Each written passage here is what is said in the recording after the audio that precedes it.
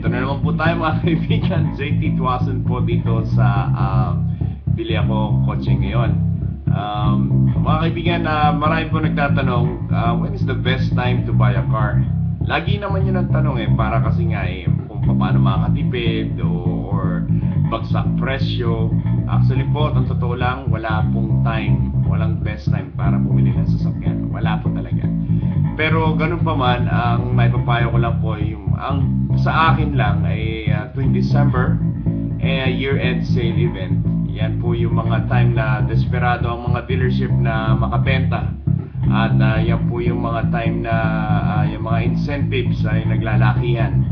At ganun pa man, meron sila mga kota-kota, mga year-end kota. They have a mark na para maabot nila yon. And yun, sa December. Tapos meron din po sa July through October July through October po. Yan din po, magandang time din yan kasi yung mga they're trying to get rid of those let's say for example the model, kasi yung mga models are coming in, the newer models are coming in. Yun din po yan, kaya po manonotice yan sa July hanggang October, maglalakihan ng mga incentives para dun sa mga let's say for example 2013. Ngayon 2013, 2014. Yung 2013 na models ay talagang medyo nagkakaroon ng mga rebates yan, mga 0%. Nakikita yan, naglalabasan yan. Kaya yun po ang mga payo natin dyan. The best time to buy a car, let's say for me, July through October, and then of course December, year-end sale event. Yan po yung mga mga tips natin for today.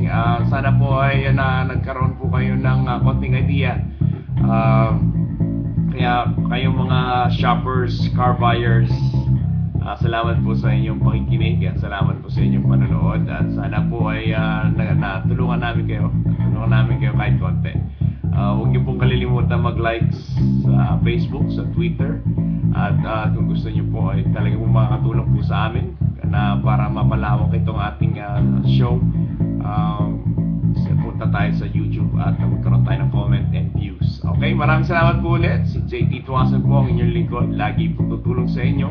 Andyan po yung telepono ko sa ibaba. Pwede niyo po akong tawagan anytime pagka kayo po ay bibili ng sasakyan.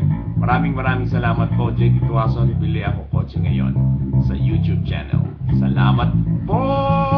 Yahoo!